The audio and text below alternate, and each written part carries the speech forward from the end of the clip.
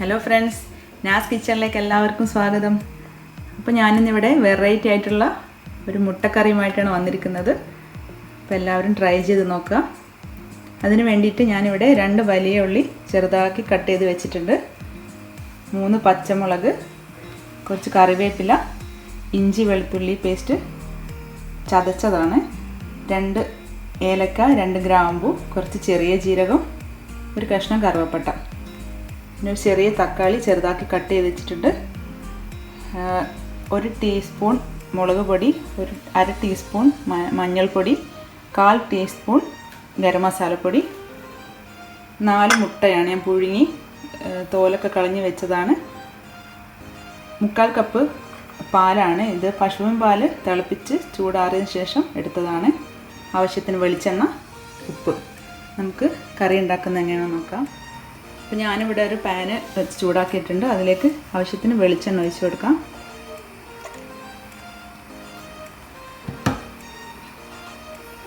അതിലേക്ക് എടുത്തു വെച്ചിരിക്കുന്ന ഏലക്ക, ഗ്രാമ്പു, പട്ട അത് ചേർത്ത് കൊടുക്കുന്നുണ്ട്.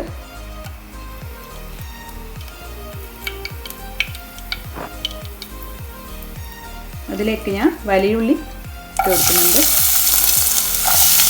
4 മുട്ടയ്ക്ക് 2 വലിയ ഉള്ളി എടുത്തിട്ടുള്ളൂ. അപ്പോൾ നിങ്ങൾ എത്ര മുട്ടയാണ് എടുക്കുന്നത് അതിനനുസരിച്ച് അളവ് കൂട്ടി കൊടുക്കണം. അപ്പോൾ ഇത് നന്നായി വഴറ്റിയെടുക്കാം. അപ്പോൾ നന്നായി വഴന്ന് വന്നിട്ടുണ്ട്. ഇതിലേക്ക് നമുക്ക് ഇഞ്ചി വെളുത്തുള്ളി ചതച്ചത് ഇട്ട് കൊടുക്കാം. ഉള്ളി വഴന്ന് വരാൻ ആവശ്യമായി ഞാൻ ഉപ്പ് ചേർത്ത് കൊടുത്തിട്ടുണ്ട്. അപ്പോൾ ഇത് നന്നായി വഴന്ന് വന്നിട്ടുണ്ട്. ഇതിലേക്ക് എടുത്ത് വെച്ചിരിക്കുന്ന തക്കാളി,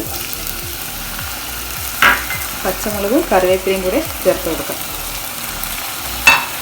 ഇതൊന്നുകൂടി നല്ലോണം വഴറ്റി കൊടുക്കണം.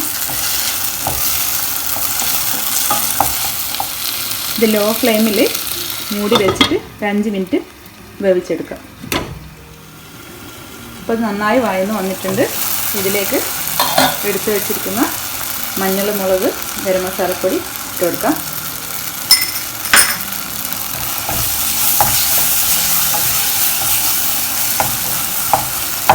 അതിൻ്റെ പച്ചമണം മാറുന്നവരെ ഒന്ന് വഴറ്റി കൊടുക്കാം. ഒന്ന് മൂടി വെച്ച് ഒന്നുകൂടി ഒന്ന് വേവിച്ചെടുക്കാം. അപ്പോൾ നന്നായി വഴന്ന് വന്നിട്ടുണ്ട്. മഞ്ഞൾ, മുളകിൻ്റെ ഒക്കെ പച്ചമണം മാറിയിട്ടുണ്ട്. ഇതിലേക്ക് എടുത്ത് വെച്ചിട്ട് പാൽ ഒഴിച്ച് കൊടുക്കാം. ഇത് നന്നായിട്ട് തിളച്ചൊന്ന് കുറുകി വരണം. അപ്പോൾ അതുവരെ നമുക്ക് വെയിറ്റ് ചെയ്യാം. ഒന്നുകൂടെ ഒന്ന് മൂടി വെക്കാം. അപ്പോൾ എൻ്റെ ചാനൽ ഇതുവരെ സബ്സ്ക്രൈബ് ചെയ്യാത്തവരുണ്ടെങ്കിൽ ഒന്ന് സബ്സ്ക്രൈബ് ചെയ്തേക്കണേ. തൊട്ടടുത്തുള്ള ബെല്ലൈക്കൺ കൂടി ഒന്ന് പ്രസ് ചെയ്യുക. അപ്പോൾ ഞാനിടുന്ന വീഡിയോസ് എല്ലാം നിങ്ങൾക്ക് നോട്ടിഫിക്കേഷനായിട്ട് കിട്ടുന്നതായിരിക്കും. അപ്പോൾ നന്നായി കുറുകി വന്നിട്ടുണ്ട്. ഇതിലേക്ക് നമുക്ക് 1/2 ഗ്ലാസ് വെള്ളം ഒഴിച്ച് കൊടുക്കാം. അതും കൂടി ഒന്ന് തിളച്ച് വന്നതിന് ശേഷം നമുക്ക് മുട്ട ചേർത്ത് കൊടുക്കാം. ഇപ്പോൾ നന്നായി തിളച്ചിട്ടുണ്ട്. ഇതിലേക്ക് ആവശ്യത്തിന് ഉപ്പ് ചേർത്ത് കൊടുക്കാം.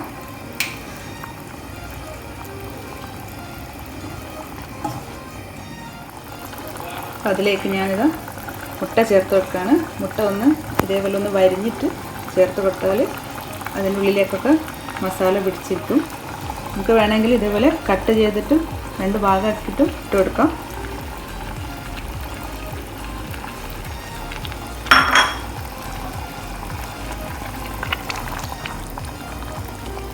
മസാലയൊക്കെ അതിലേക്ക് നന്നായി പിടിക്കട്ടെ.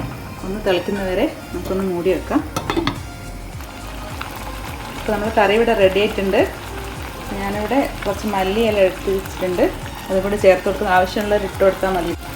മല്ലിയില ടേസ്റ്റ് ഇഷ്ടപ്പെടുന്നവർ ഇട്ട് കൊടുത്താൽ മതി.